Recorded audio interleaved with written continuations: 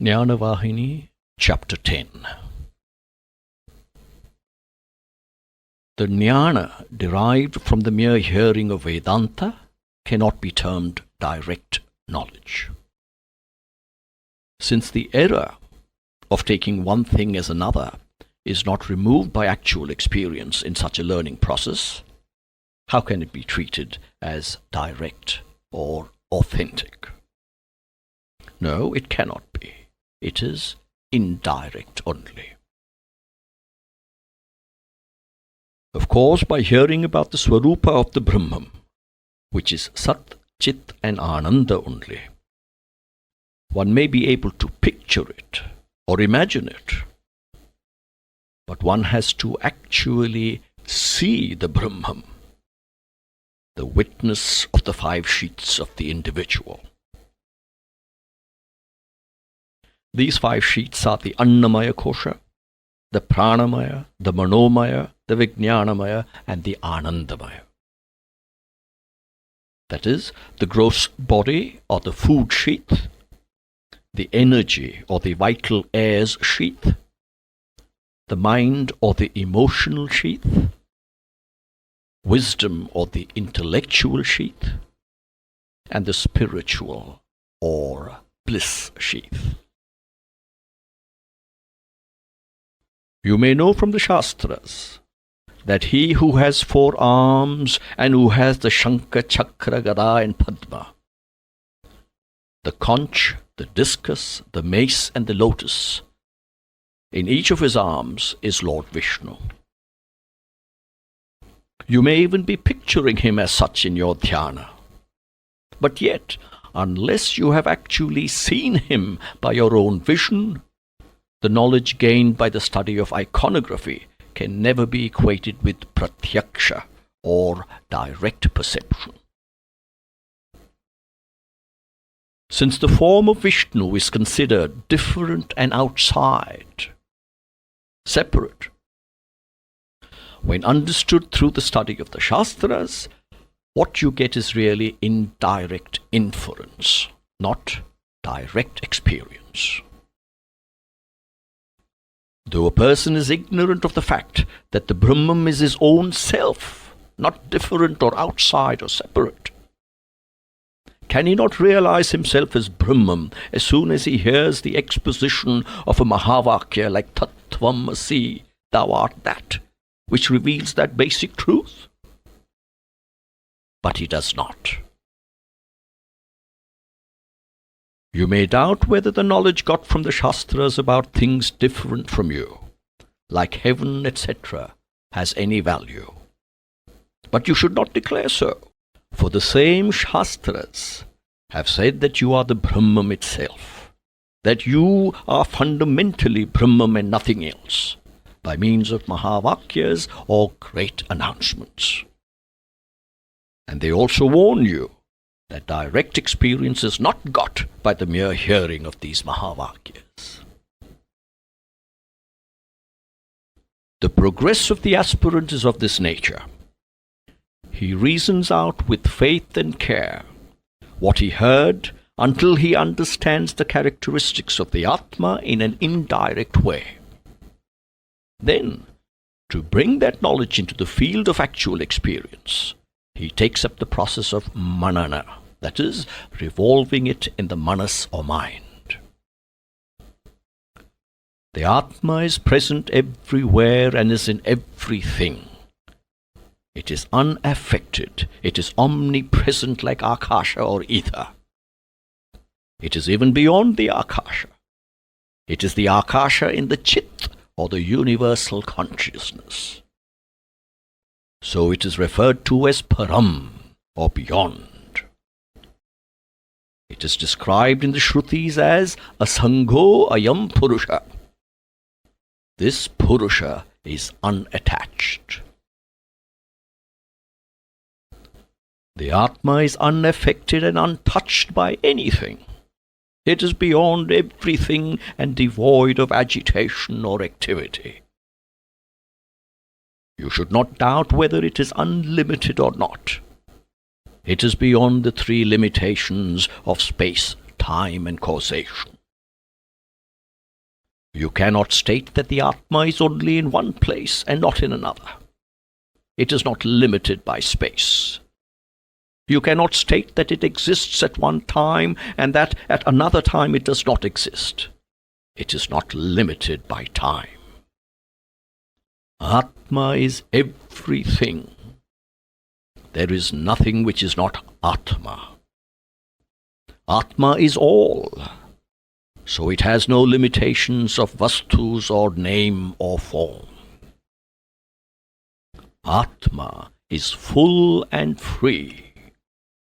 Knowing this is the fullest jnana, the highest truth. A doubt may be raised here. If the Atma is immanent in everything, like the Akash, is it not a transformation, a vikara, a change? No. Existing, emanating, growing, changing, declining, dying. These are the 6 transformations of vikaras. But the Atma is the universal, eternal witness, cognizing Akasha and the other elements, and hence it has no modifications at all. It is nirvikara. When it is said that the Atma is nirvikara, it means some other things have vikara or modifications. So the question may be asked, how then can the word Advaita be used? Now some things have vikara and some have not. But when there is nothing besides Atma, it is wrong to speak of a twofold entity.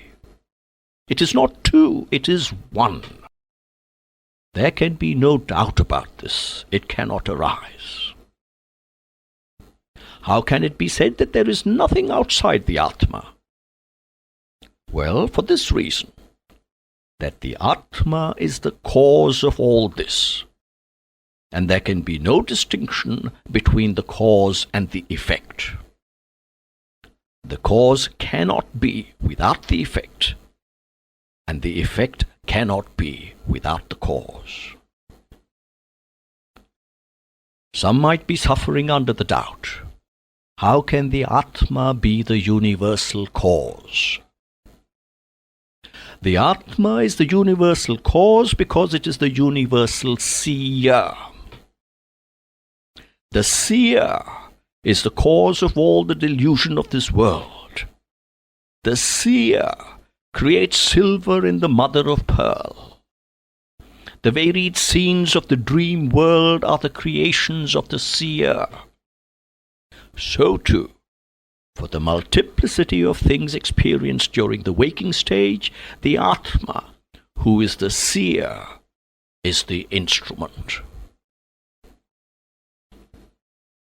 The world is an illusion, which on account of the play of Maya seems to be subject to evolution of names and forms, and involution of the same until the whole is melted in pralaya, or involution, or universal fires, an illusion disappearing with the illumination of Jnana, as light dispels the delusion of the snake with which the rope was covered. Then the knowledge that the Atma is all fills and fulfills. One is Atma through and through. That is what the Shruti too declares. The Atma is always content and blissful. To you one thing appears more attractive than another, and so the sensual attachment and affection are the results of delusion and greed. It is like a dog that gnaws a bone, and when blood oozes out of its tongue and gets mixed with the bone, it relishes the bone the more for that additional taste. When it gets another bone, it drops the first one and runs after the second. What the Atma does is to superimpose upon the external evanescent object its inherent bliss, and thus envelop that object with a certain attractiveness.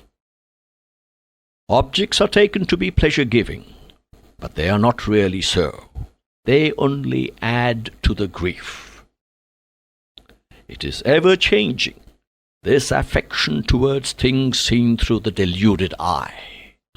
It is limited, not unlimited. The attachment to the Atma will not undergo any modifications. Even when the senses and the body fall, the Atma will remain and infuse bliss. It is unlimited and indestructible. Everyone has attachment to the self or Atma.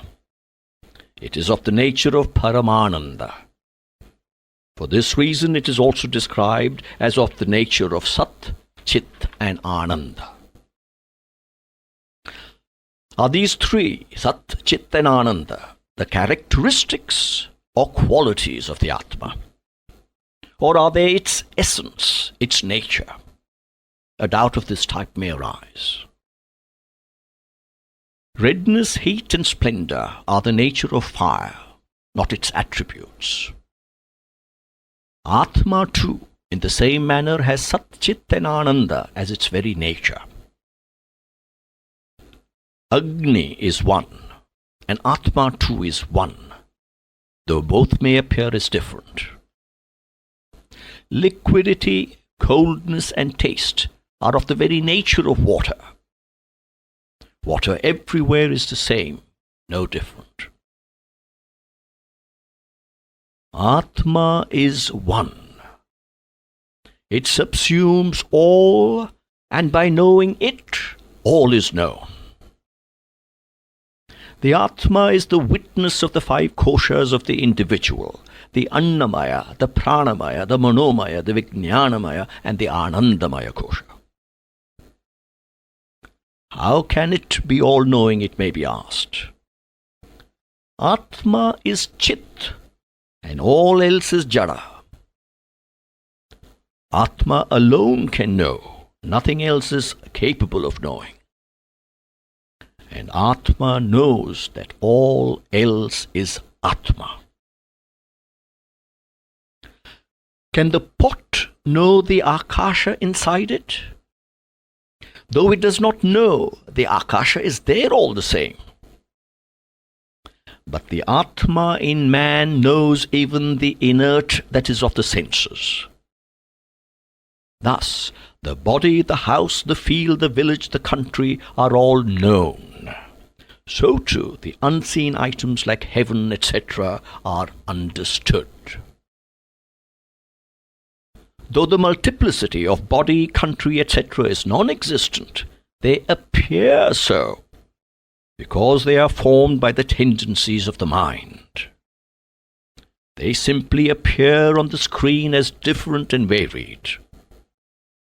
In the dream, though one experiences a multiplicity, one knows that they are unreal creations of one's own mind. This is clear to the witness of the dream. Similarly, the experience of the waking stage also is a mental picture at the most. People talk also of heaven, etc., though they have no experience. Investigation of the truth and unity behind all this is the duty of the Jnani, his real characteristic.